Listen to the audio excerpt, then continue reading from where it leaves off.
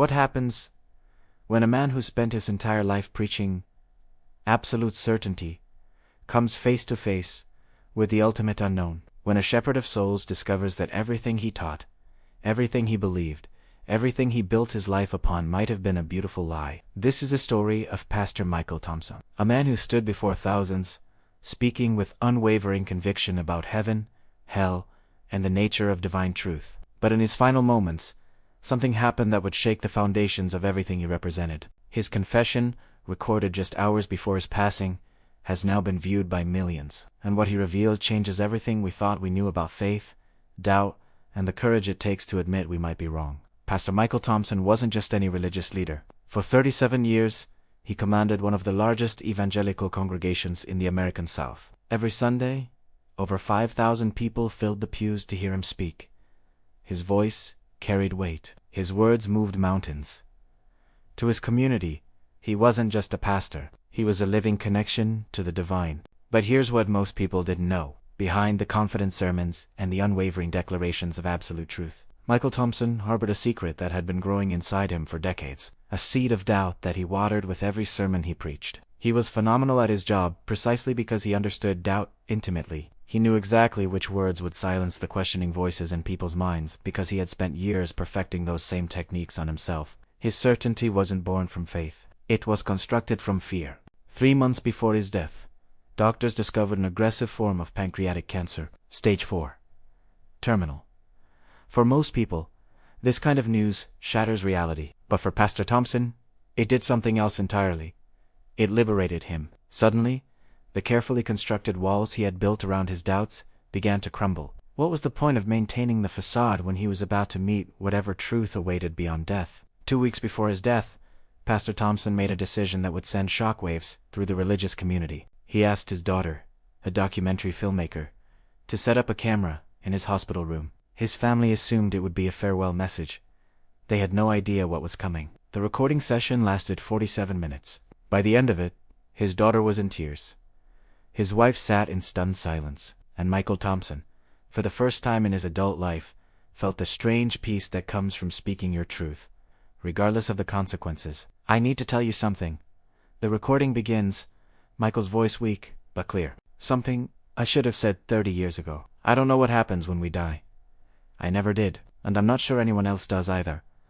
The camera captures the relief washing over his face as he speaks these words. "I built my life on claiming to know, on speaking with absolute certainty about heaven and hell, salvation and damnation. And the terrible truth is, I made most of it up.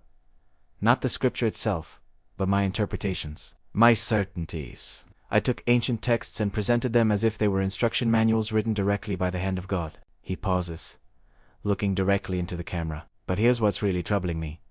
I sold my uncertainty as certainty. I took my best guesses, my cultural conditioning, my personal biases, and I wrapped them in the language of divine authority. And people believed me. People changed their lives based on my claims of knowledge I never actually possessed." Pastor Thompson got specific, painfully so. "On hell," he confessed, "I told people their loved ones were burning in eternal torment. I looked grieving parents in the eyes and told them their children were suffering forever. And I never really believed it myself. I couldn't imagine a God of infinite love creating infinite torture. But I preached it anyway, because that's what kept people in the pews. On homosexuality," his voice breaks, "I told gay teenagers that their very existence was an abomination. I can name at least 3 young people from my congregation who took their own lives after being told they were irredeemable. And for what? I chose which verses to take literally based on my own prejudices, not based on any divine revelation." He continues, "I spent my life making people afraid of hell, afraid of God's judgment, afraid of thinking for themselves, and that fear kept them dependent on me. That's not shepherding. That's manipulation, and I need to name it for what it was before I die." When his daughter posted the video online, she expected maybe a few thousand views. Instead, within 48 hours, it had been viewed over 10 million times. The response was explosive and deeply divided. Many in the religious community condemned him. His former church called his words the confused ramblings of a dying man. But something else happened too, something far more powerful. The video began to resonate with thousands of people who had been carrying similar doubts in silence. Former pastors shared their own struggles. Lifelong believers admitted they had been pretending to be more confident than they felt. The comment section became a confessional booth for the entire internet. I'm a youth pastor, and I've felt this way for years. I've been leading Bible studies while secretly questioning everything. The honesty was contagious. Permission to doubt, it turns out, is one of the most powerful gifts you can give someone. But here's where Pastor Thompson's confession transcends religion and touches something universal about human nature. His story isn't really about whether God exists or what happens after death.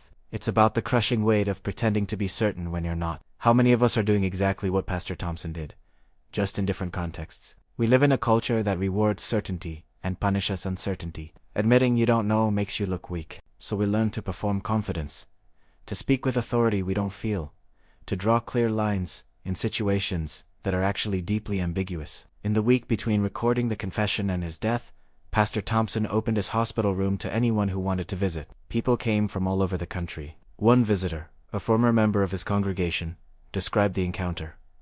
He took my hand and he apologized. He said he had failed me by demanding certainty instead of encouraging curiosity. I had waited 15 years to hear something like that. Pastor Thompson's wife later revealed that those final days were the happiest she had seen him in years. It was as if he had been holding his breath for 40 years, and he finally exhaled.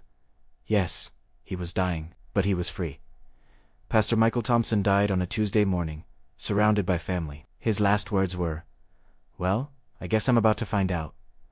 Then he smiled, closed his eyes, and was gone. His funeral was unlike any religious service most people had ever attended. There were no declarations of certainty about where he was now. Instead, his family invited people to share what his confession had meant to them. A woman talked about how the video had given her permission to leave an abusive marriage. A man shared that it had inspired him to come out to his conservative family. A teenager explained that it had saved his life by showing him that doubt was the same as damnation. 6 months after his death, Pastor Thompson's confession video has been viewed over 50 million times. It's been translated into 47 languages, but more importantly, it's changed individual lives. Several religious leaders have posted their own confessions, admitting their own doubts. A movement has emerged called Honest Faith, dedicated to creating communities where doubt is welcomed rather than condemned. Pastor Thompson, in dying, started a revolution. Not a revolution of new certainties to replace the old ones, but a revolution of honesty. As we close this story, I want to leave you with the question that Pastor Thompson's confession forces us all to confront.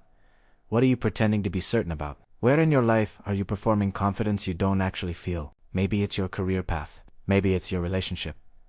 Maybe it's your beliefs or your parenting philosophy. Whatever it is, there's probably something you're presenting to the world with more certainty than you actually possess. And here's the radical suggestion that Pastor Thompson's story offers. What if you just stopped? What if you admitted the doubt? Yes, it might be scary, but you might also experience what Pastor Thompson experienced in his final days. The profound relief of honesty, the unexpected peace of uncertainty, the freedom that comes from finally removing the mask. Pastor Michael Thompson spent 37 years preaching certainty, and then, in his final weeks, he discovered something more valuable.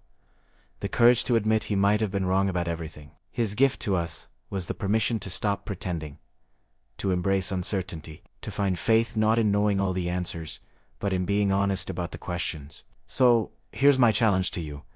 Take one area of your life where you've been performing certainty and admit the doubt, not to everyone, but to yourself first. See what happens when you replace "I know" with "I think" or "I'm not sure." You might be surprised at how liberating it feels. If you found this story as powerful as I did, I'd love to hear your thoughts in the comments. Are there areas where you've been pretending to be certain when you're actually full of doubt? If this video resonated with you, please consider subscribing to the channel. Hit that like button and share it with someone who might need permission to admit they don't have all the answers. Thank you for watching.